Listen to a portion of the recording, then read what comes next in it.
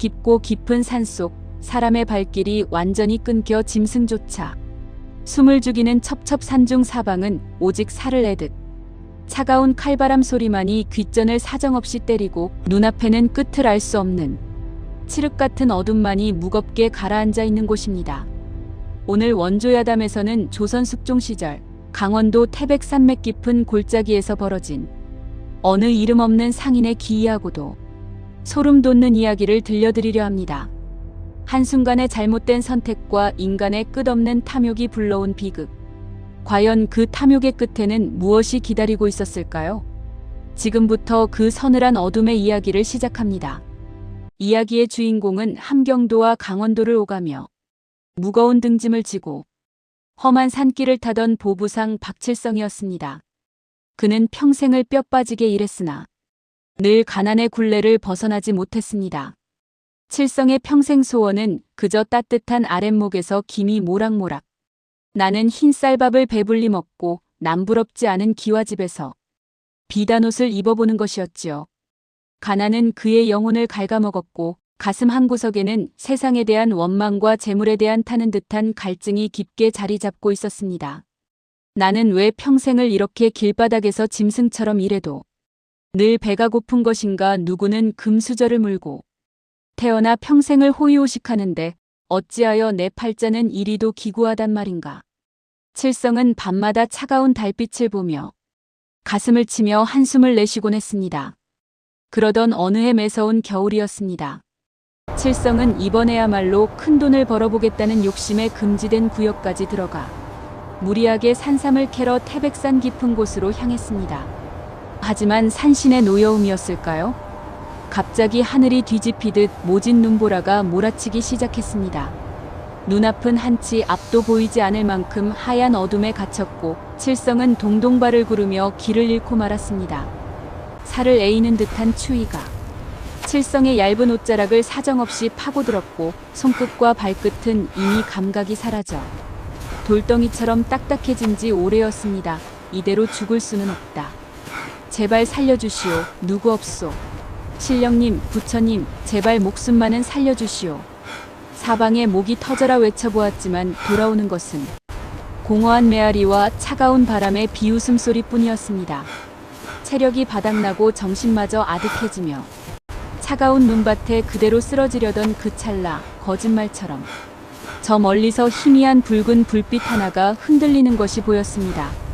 칠성은 마지막 힘을 다해 눈더미를 헤치며 그 빛을 향해 기어갔습니다. 가까이 다가가 보니 이런 험준한 산속에는 도저히 어울리지 않는 으리으리한 기와집 한 채가 떡하니 서 있었습니다.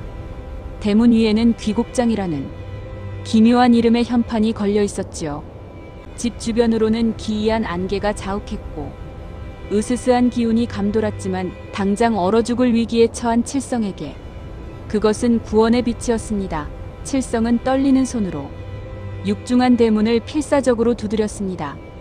소리 없이 문이 열리고 한 여인이 모습을 드러냈습니다. 그녀는 창백할 정도로 하얀 피부의 피처럼 붉은 입술을 가진 사람이 아닐 것만 같은 눈부신 미모의 여주인이었습니다. 누추한 산속에 어인일로 오셨소. 어서 안으로 드시지요. 밖이 많이 춥지 않으십니까?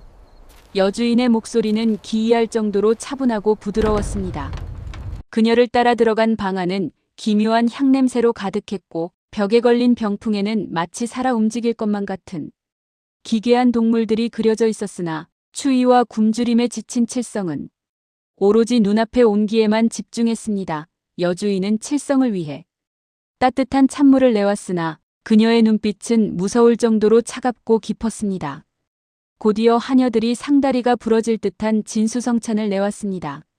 각종 산의 진미와 김이 오르는 따뜻한 탕, 그리고 상의 정중앙에는 윤기가 흐르는 붉은 고기 요리가 수북하게 놓여 있었습니다. 배가 많이 고프실 터 이 고기를 드셔보시지요. 우리 집안 대대로 내려오는 비방으로 만든 귀한 요리랍니다. 칠성은 정신없이 고기를 입에 넣었습니다.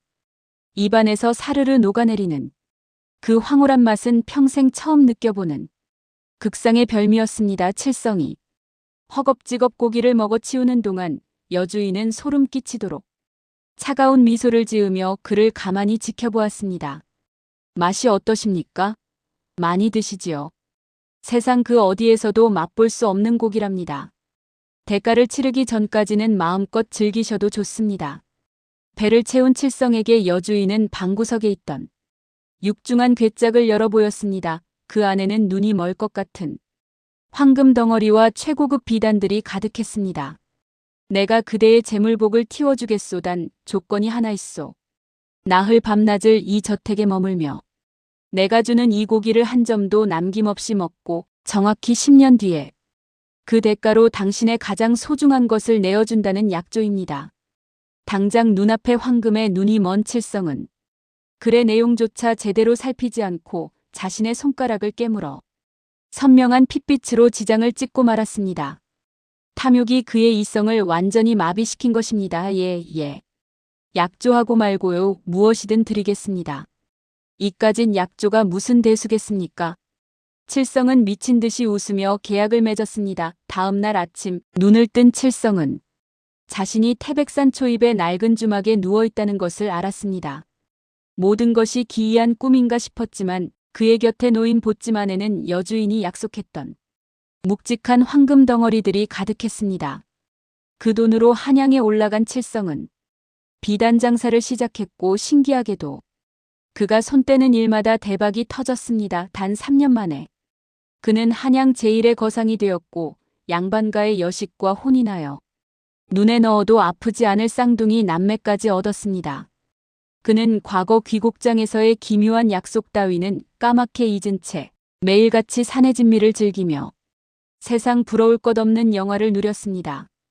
그의 창고에는 보물이 쌓였고 그의 명성은 하늘을 찔렀습니다. 하지만 세월은 무정하게 흘러 어느덧 약속한 10년의 기한이 다가왔습니다.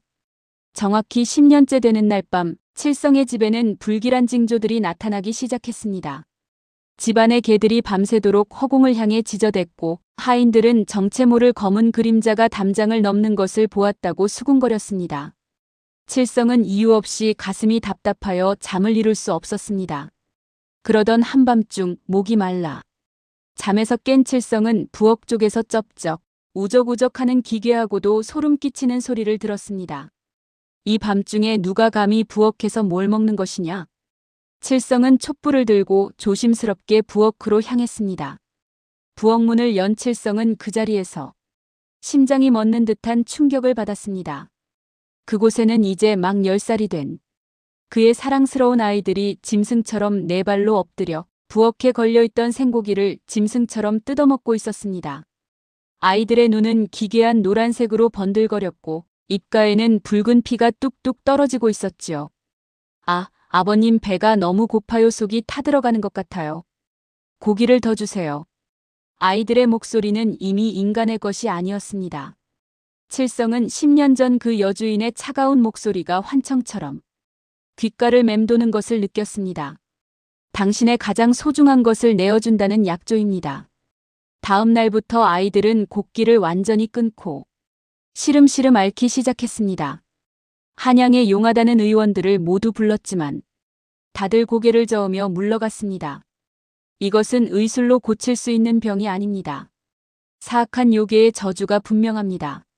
저희로서는 도저히 손을 쓸 수가 없습니다. 칠성은 자신의 어리석은 탐욕이 사랑하는 자식들에게 저주를 내렸음을 깨닫고 피눈물을 흘리며 후회했습니다.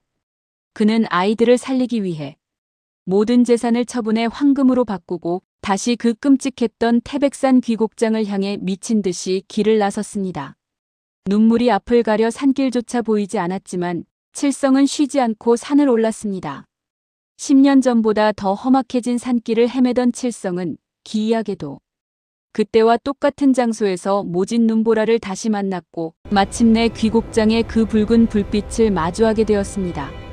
하지만 이번에 대문을 열고 나타난 것은 그 아름답던 여주인이 아니었습니다. 벽을 타고 일렁이는 거대한 검은 연기 같기도 하고 형체 없는 어둠의 덩어리 같기도 한 그림자 요괴가 그를 기다리고 있었습니다. 요괴의 핏빛 눈동자가 번뜩일 때마다 주변의 공기는 영하의 추위로 순식간에 얼어붙었습니다. 칠성은 그 거대한 공포 앞에 온몸을 사시나무 떨듯 떨며 주저앉았습니다. 어리석은 인간아, 10년 전 내가 탐욕스럽게 씹어 삼켰던 그 고기의 정체를 이제야 알겠느냐? 그것은 짐승의 살점이 아니라 이 산을 헤매다 죽은 자들의 그림자였다. 남의 존재를 훔쳐먹고 누린 가짜 영화였으니 이제 내 자식들의 그림자를 거두어갈 시간이다. 요괴의 말에 칠성은 무릎을 꿇고 바닥에 머리를 찌으며 울부짖었습니다. 내 모든 재산을 가져가시오. 아니, 내 목숨을 통째로 가져가도 좋으니 제발 아이들의 그림자만은 돌려주시오. 아이들은 아무 죄가 없소. 모든 것은 이 죄 많은 아비의 탓이니 저를 데려가시오. 칠성은 피를 토하는 심정으로 간청했습니다. 자식을 향한 칠성의 처절한 부성애를 지켜보던 요괴는 차가운 비웃음을 터뜨렸습니다. 좋다, 내 놈의 그 무겁고 어두운 죄책감이 담긴 그림자라면 아이들의 그림자보다 훨씬 맛이 좋겠구나. 요괴의 검은 손길이 칠성을 덮치는 그 순간 칠성은 거대한 허무 속으로 빨려 들어갔습니다. 귀곡장의 건물들은 순식간에 연기처럼 사라졌고 한양의 아이들은 기적처럼 정신을 차렸습니다. 하지만 아이들은 더 이상 아버지를 기억하지 못했습니다. 칠성이라는 존재 자체가 세상에서 완전히 지워진 것입니다. 황금도 비단도 그리고 칠성이라는 이름까지 모두 영원한 어둠 속으로 사라졌습니다. 지금도 눈보라치는 태백산의 어느 골짜기에는 주인 없는 그림자 하나가 홀로 서서 가족들이 있는 한양 쪽을 하염없이 바라보고 있다고 합니다. 차가운 바람만이 그의 곁을 지킬 뿐이지요. 여러분은 지금 무엇을 탐하고 계신가요? 혹시 당신이 누리고 있는 부귀영화가 누군가의 소중한 그림자를 훔친 것은 아닙니까? 지금 당신의 발밑에 있는 그림자가 소리 없이 울고 있지는 않은지 오늘 밤 거울 속의 자신을 잘 살펴보시기 바랍니다. 오늘 원조야담 이야기는 여기서 마칩니다. 구독과 좋아요는 다음 영상을 만드는 큰 힘이 됩니다. 시청해주셔서 감사합니다.